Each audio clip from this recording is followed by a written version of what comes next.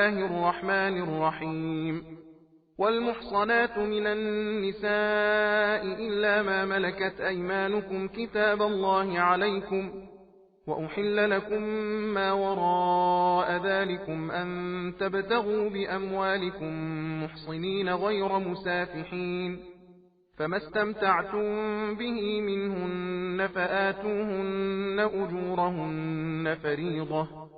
ولا جناح عليكم فيما تراضيتم به من بعد الفريضة إن الله كان عليما حكيما ومن لم يستطع منكم طولا أن ينكح المحصنات المؤمنات فمما ملكت أيمانكم من فتياتكم المؤمنات والله أعلم بإيمانكم بعضكم من بعض فانكحوهن بإذن أهلهن وآتوهن أجورهن بالمعروف محصنات غير مسافحات ولا متخذات أخدان فإذا أحصن فإن أتين بفاحشة فعليهن نصف ما على المحصنات من العذاب ذلك لمن خشي العنة منكم وأن تصبروا خير لكم والله غفور رحيم يريد الله ليبين لكم ويهديكم سنن الذين من قبلكم ويتوب عليكم والله عليم حكيم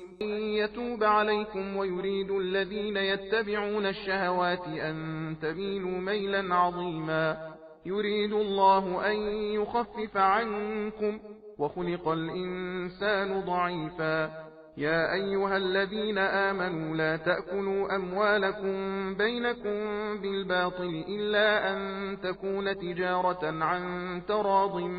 منكم ولا تقتلوا أنفسكم إن الله كان بكم رحيما ومن يفعل ذلك عدوانا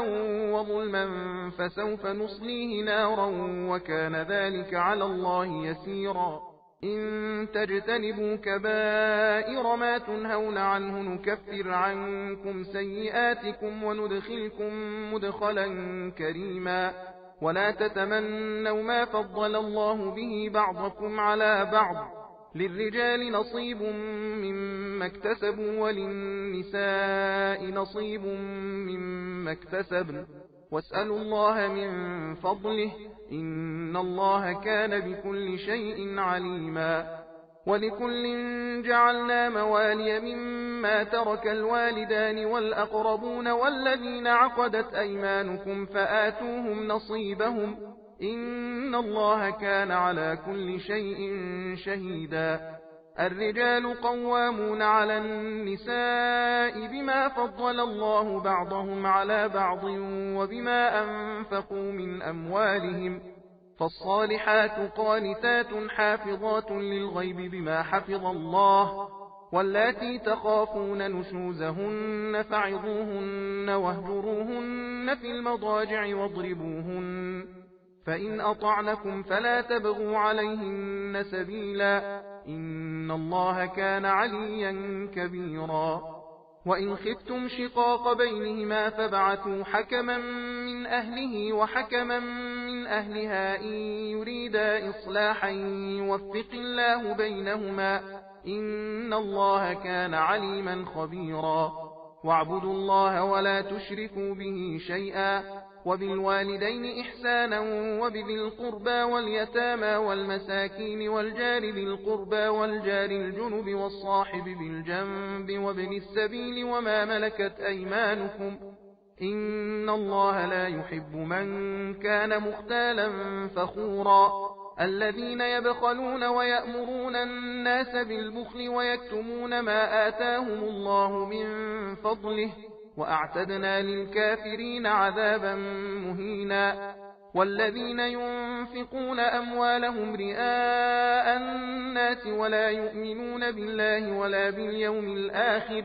ومن يكن الشيطان له قرينا فساء قرينا وماذا عليهم لو آمنوا بالله واليوم الآخر وأنفقوا مما رزقهم الله وكان الله بهم عليما إن الله لا يظلم مثقال ذرة وإن تك حسنة يضاعفها ويؤت من لدنه أجرا عظيما فكيف إذا جئنا من كل أمة بشهيد وجئنا بك على هؤلاء شهيدا يومئذ يود الذين كفروا وعصوا الرسول لو تسوى بهم الأرض ولا يكتمون الله حديثا يا أيها الذين آمنوا لا تقربوا الصلاة وأنتم سكارى حتى تعلموا ما تقولون ولا جنبا إلا عابري سبيل حتى تغتسلوا وإن كنتم مرضى أو على سفر أو جاء أحد منكم من الغائط أو لامستم النساء فلم تجدوا ماء فتيمموا صعيدا طيبا فامسحوا بوجوهكم وأيديكم إن الله كان عفوا غفورا ألم تر إلى الذين أوتوا نصيبا من الكتاب يشترون الضلالة ويريدون أن تضلوا السبيل والله أعلم بأعدائكم وكفى بالله وليا وكفى بالله نصيرا من الذين هادوا يحرفون الكلم عن مواضعه ويقولون سمعنا وعصينا واسمع غير مسمع وراعنا ليا بألسنتهم وطعنا في الدين ولو أنهم قالوا سمعنا وأطعنا واسمع وانظرنا لكان خيرا لهم وأقوم ولكن لعنهم الله بكفرهم فلا يؤمنون إلا قليلا يا أيها الذين أوتوا الكتاب آمنوا بما نزلنا مصدقا لما معكم من قبل أن نطمس وجوها فنردها على أدبارها أو نلعنهم كما لعنا أصحاب السبت وكان أمر الله مفعولا إن الله لا يغفر أن يشرك به ويغفر ما دون ذلك لمن يشاء ومن يشرك بالله فقد افترى إثما عظيما ألم تر إلى الذين يزكون أنفسهم بل الله يزكي من يشاء ولا يظلمون فتيلا انظر كيف يفترون على الله الكذب وكفى به إثما مبينا ألم تر إلى الذين أوتوا نصيبا من الكتاب يؤمنون بالجبت والطاغوت ويقولون للذين كفروا هؤلاء أهدى من الذين آمنوا سبيلا أولئك الذين لعنهم الله ومن يلعن الله فلن تجد له نصيرا أم لهم نصيب من الملك فإذا لا يؤتون الناس نقيرا أم يحسدون الناس على ما آتاهم الله من فضله فقد آتينا آل إبراهيم الكتاب والحكمة وآتيناهم ملكا عظيما فمنهم من آمن به ومنهم من صد عنه وكفى بجهنم سعيرا إن الذين كفروا بآياتنا سوف نصليهم نارا كلما نضجت جلودهم بدلناهم جلودا غيرها ليذوقوا العذاب إن الله كان عزيزا حكيما والذين آمنوا وعملوا الصالحات سندخلهم جنات تجري من تحتها الأنهار خالدين فيها أبدا لهم فيها أزواج مطهرة وندخلهم ظلا ظليلا إن الله يأمركم أن تؤدوا الأمانات إلى أهلها وإذا حكمتم بين الناس أن تحكموا بالعدل إن الله نعما يعظكم به إن الله كان سميعا بصيرا يا أيها الذين آمنوا أطيعوا الله وأطيعوا الرسول وأولي الأمر منكم فإن تنازعتم في شيء فردوه إلى الله والرسول إن كنتم تؤمنون بالله واليوم الآخر ذلك خير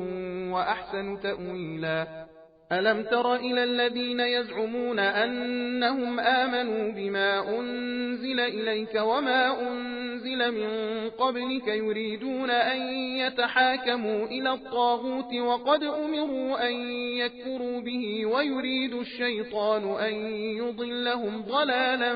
بعيدا وإذا قيل لهم تعالوا إلى ما أنزل الله وإلى الرسول رأيت المنافقين يصدون عنك صدودا فكيف إذا أصابتهم مصيبة بما قدمت أيديهم ثم جاءوك يحلفون بالله إن أردنا إلا إحسانا وتوفيقا أولئك الذين يعلم الله ما في قلوبهم فأعرض عنهم وعظهم وقل لهم في أنفسهم قولا بليغا وما أرسلنا من رسول إلا ليطاع بإذن الله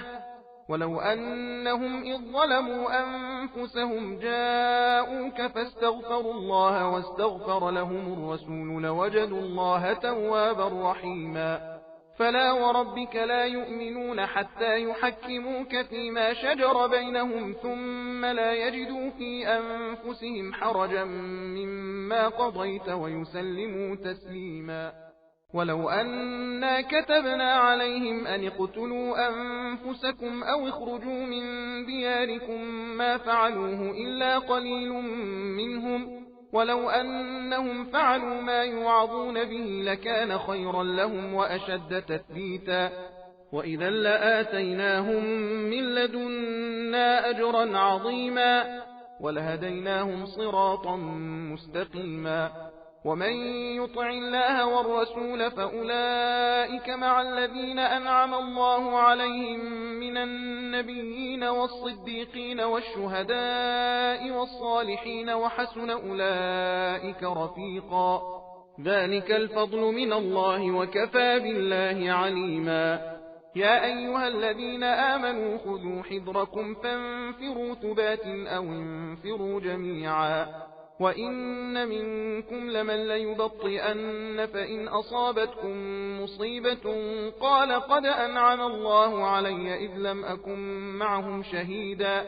ولئن أصابكم فضل من الله ليقولن كأن لم تكن بينكم وبينه مودة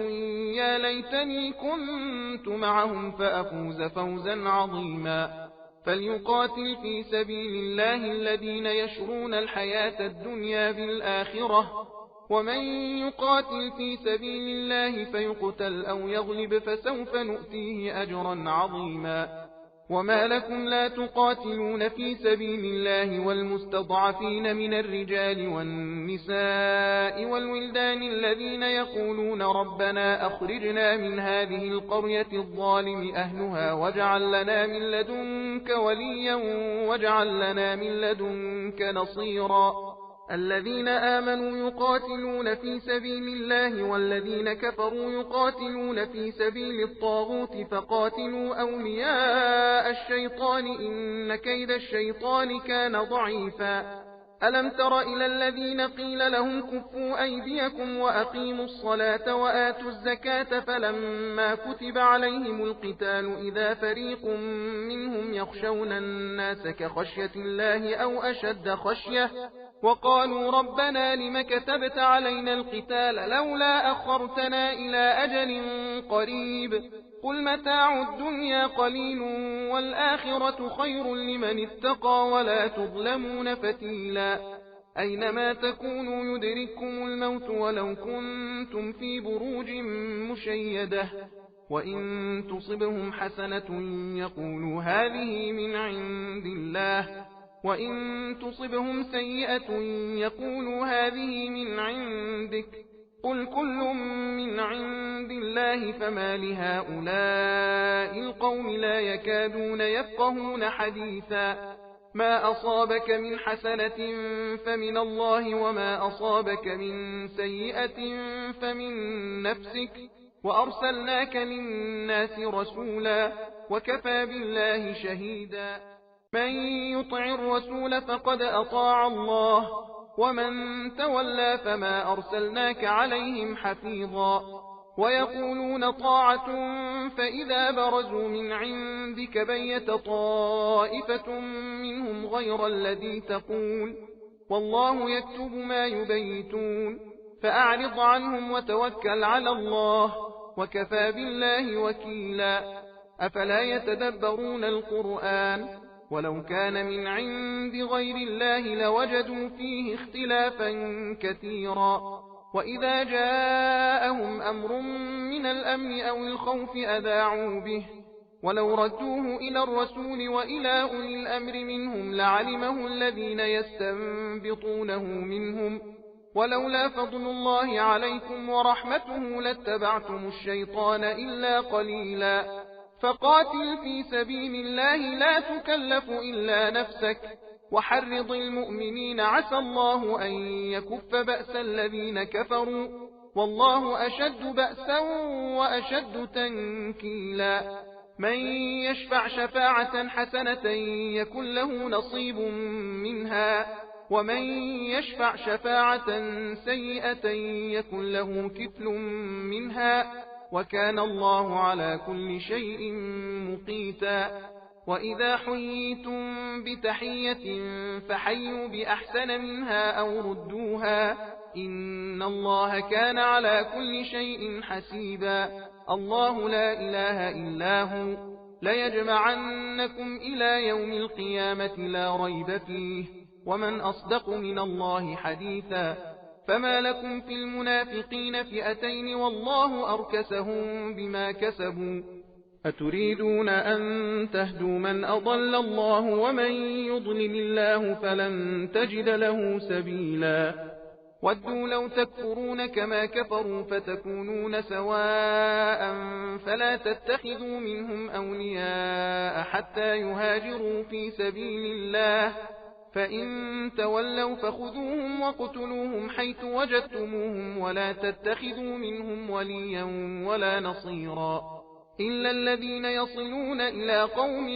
بينكم وبينهم ميثاق أو جاءوكم حصرت صدورهم أن يقاتلوكم أو يقاتلوا قومهم ولو شاء الله لسلطهم عليكم فلقاتلوكم فإن اعتزلوكم فلم يقاتلوكم وألقوا إليكم السلم فما جعل الله لكم عليهم سبيلا ستجدون آخرين يريدون أن يأمنوكم ويأمنوا قومهم كلما ردوا إلى الفتنة أركسوا فيها فإن لم يعتزلوكم ويلقوا إليكم السلم ويكفوا أيديهم فخذوهم وقتلوهم حيث ثقفتموهم وأولئكم جعلنا لكم عليهم سلطانا مبينا وما كان لمؤمن أن يقتل مؤمنا إلا خطأ ومن قتل مؤمنا خطأ فتحرير رقبة مؤمنة ودية مسلمة إلى أهله إلا أن يصدقوا فإن كان من قوم عدو لكم وهو مؤمن فتحرير رقبة مؤمنة وإن كان من قوم بينكم وبينهم ميثاق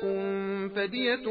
مسلمة إلى أهله وتحرير رقبة مؤمنة فمن لم يجد فصيام شهرين متتابعين توبة من الله وكان الله عليما حكيما ومن يقتل مؤمنا متعمدا فجزاؤه جهنم خالدا فيها وغضب الله عليه ولعنه وأعد له عذابا عظيما يا أيها الذين آمنوا إذا ضربتم في سبيل الله فتبينوا ولا تقولوا لمن ألقى إليكم السلام لست مؤمنا تبتغون عرض الحياة الدنيا فعند الله مغانم كثيرة كذلك كنتم من قبل فمن الله عليكم فتبينوا إن الله كان بما تعملون خبيرا لا يستوي القاعدون من المؤمنين غير أولي الضرر والمجاهدون في سبيل الله بأموالهم وأنفسهم فضل الله المجاهدين بأموالهم وأنفسهم على القاعدين درجة وكلا وعد الله الحسنى وفضل الله المجاهدين على القاعدين أجرا عظيما درجات منه ومغفرة ورحمة وكان الله غفورا رحيما إن الذين توفاهم الملائكة ظالمي أنفسهم قالوا فيم كنتم قالوا كنا مستضعفين في الأرض قالوا ألم تكن أرض الله واسعة فتهاجروا فيها فأولئك مأواهم جهنم وساءت مصيرا إلا المستضعفين من الرجال والنساء والولدان لا يستطيعون حيلة ولا يهتدون سبيلا فأولئك عسى الله أن يعفو عنهم وكان الله عفوا غفورا ومن يهاجر في سبيل الله يجد في الأرض مراغما كثيرا وسعة ومن يخرج من بيته مهاجرا إلى الله ورسوله ثم يدركه الموت فقد وقع أجره على الله وكان الله غفورا رحيما وإذا ضربتم في الأرض فليس عليكم جناح أن تقصروا من الصلاة إن خفتم أن يفتنكم الذين كفروا إن الكافرين كانوا لكم عدوا مبينا وإذا كنت فيهم فأقمت لهم الصلاة فلتقم طائفة منهم معك وليأخذوا أسلحتهم فإذا سجدوا فليكونوا من ورائكم ولتأت طائفة أخرى لم يصلوا فليصلوا معك وليأخذوا حذرهم وأسلحتهم ود الذين كفروا لو تغفلون عن أسلحتكم وأمتعتكم فيميلون عليكم ميلة واحدة ولا جناح عليكم إن كان بكم أذى من مطر أو كنتم مرضى أن تضعوا أسلحتكم وخذوا حذركم إن الله أعد للكافرين عذابا مهينا فإذا قضيتم الصلاة فاذكروا الله قياما وقعودا وعلى جنوبكم فإذا اطمأننتم فأقيموا الصلاة إن الصلاة كانت على المؤمنين كتابا موقوتا ولا تهنوا في ابتغاء القوم إن تكونوا تألمون فإنهم يألمون كما تألمون وترجون من الله ما لا يرجون وكان الله عليما حكيما إنا أنزلنا إليك الكتاب بالحق لتحكم بين الناس بما أراك الله ولا تكن للخائنين خصيما واستغفر الله إن الله كان غفورا رحيما ولا تجادل عن الذين يختانون أنفسهم إن الله لا يحب من كان خوانا أثيما يستخفون من الناس ولا يستخفون من الله وهو معهم إذ يبيتون ما لا يرضى من القول وكان الله بما يعملون محيطا ها أنتم هؤلاء جادلتم عنهم في الحياة الدنيا فمن يجادل الله عنهم يوم القيامة أم من يكون عليهم وكيلا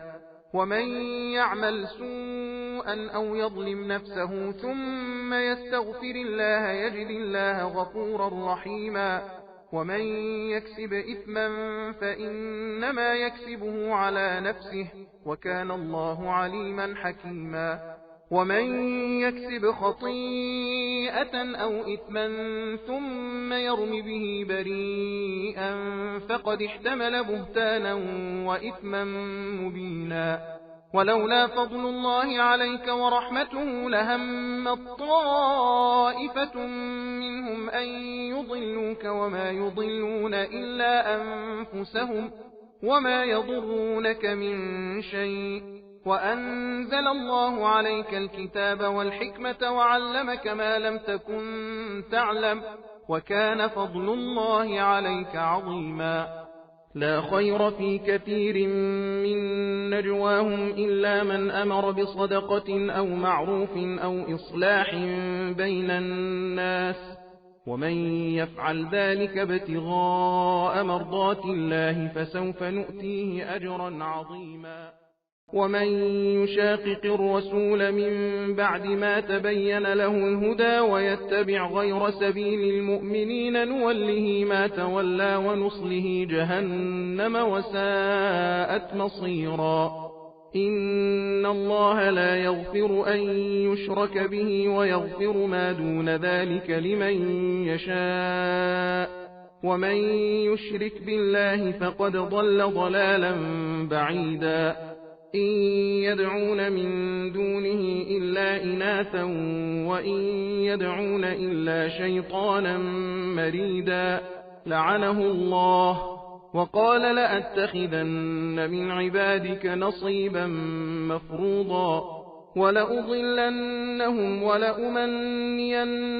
ولآمرنهم فليبتكن آذان الأنعام ولآمرنهم فليغيرن خلق الله ومن يتخذ الشيطان وليا من دون الله فقد خسر خسرانا مبينا. يعدهم ويمنيهم وما يعدهم الشيطان إلا غرورا. أولئك مأواهم جهنم ولا يجدون عنها محيصا. والذين آمنوا وعملوا الصالحات سندخلهم جنات تجري من تحتها الأنهار خالدين فيها أبدا وعد الله حقا ومن أصدق من الله قيلا. ليس بأمانيكم ولا أماني أهل الكتاب. من يعمل سوءا يجز به ولا يجد له من دون الله وليا ولا نصيرا. ومن يعمل من الصالحات من ذكر أو أنثى وهو مؤمن فأولئك يدخلون الجنة ولا يظلمون نقيرا. ومن أحسن دينا ممن أسلم وجهه لله وهو محسن واتبع ملة إبراهيم حنيفا واتخذ الله إبراهيم خليلا. ولله ما في السماوات وما في الأرض وكان الله بكل شيء محيطا. ويستفتونك في النساء قل الله يفتيكم فيهن وما يتلى عليكم في الكتاب في يتامى النساء اللاتي لا تؤتونهن ما كتب لهن وترغبون أن تنكحوهن والمستضعفين من الولدان وأن تقوموا لليتامى بالقسط وما تفعلوا من خير فإن الله كان به عليما. وإن امرأة خافت من بعلها نشوزا أو إعراضا فلا جناح عليهما أن يصلحا بينهما صلحا والصلح خير وأحضرت الأنفس الشح وإن تحسنوا وتتقوا فإن الله كان بما تعملون خبيرا. ولن تستطيعوا أن تعدلوا بين النساء ولو حرصتم فلا تميلوا كل الميل فتذروها كالمعلقة وإن تصلحوا وتتقوا فإن الله كان غفورا رحيما. وإن يتفرقا يغن الله كلا من سعته وكان الله واسعا حكيما. ولله ما في السماوات وما في الأرض ولقد وصينا الذين أوتوا الكتاب من قبلكم وإياكم أن اتقوا الله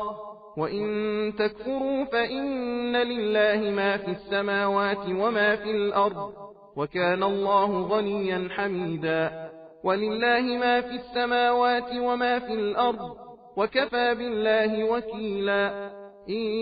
يشأ يذهبكم أيها الناس ويأتي بآخرين وكان الله على ذلك قديرا. من كان يريد ثواب الدنيا فعند الله ثواب الدنيا والآخرة وكان الله سميعا بصيرا. يا أيها الذين آمنوا كونوا قوامين بالقسط شهداء لله ولو على أنفسكم أو الوالدين والأقربين إن يكن غنيا أو فقيرا فالله أولى بهما فلا تتبعوا الهوى أن تعدلوا وإن تلووا أو تعرضوا فإن الله كان بما تعملون خبيرا يا أيها الذين آمنوا بالله ورسوله والكتاب الذي نزل على رسوله والكتاب الذي أنزل من قبل ومن يكفر بالله وملائكته وكتبه ورسله واليوم الآخر فقد ضل ضلالا بعيدا إن الذين آمنوا ثم كفروا ثم آمنوا ثم كفروا ثم ازدادوا كفرا لم يكن الله ليغفر لهم ولا ليهديهم سبيلا بشر المنافقين بأن لهم عذابا أليما الذين يتخذون الكافرين أولياء من دون المؤمنين أيبتغون عندهم العزة فإن العزة لله جميعا وقد نزل عليكم في الكتاب أن إذا سمعتم آيات الله يكفر بها ويستهزأ بها فلا تقعدوا معهم حتى يخوضوا في حديث غيره إنكم إذا مثلهم إن الله جامع المنافقين والكافرين في جهنم جميعا الذين يتربصون بكم فإن كان لكم فتح من الله قالوا ألم نكن معكم وإن كان للكافرين نصيب قالوا ألم نستحوذ عليكم ونمنعكم من المؤمنين فالله يحكم بينكم يوم القيامة ولن يجعل الله للكافرين على المؤمنين سبيلا إن المنافقين يخادعون الله وهو خادعهم وإذا قاموا إلى الصلاة قاموا كسالى يراءون الناس ولا يذكرون الله إلا قليلا مذبذبين بين ذلك لا إله هؤلاء ولا إله هؤلاء ومن يضلل الله فلن تجد له سبيلا يا أيها الذين آمنوا لا تتخذوا الكافرين أولياء من دون المؤمنين أتريدون أن تجعلوا لله عليكم سلطانا مبينا إن المنافقين في الدرك الأسفل من النار ولن تجد لهم نصيرا إلا الذين تابوا وأصلحوا واعتصموا بالله وأخلصوا دينهم لله فأولئك مع المؤمنين وسوف يؤتي الله المؤمنين أجرا عظيما ما يفعل الله بعذابكم إن شكرتم وآمنتم وكان الله شاكرا عليما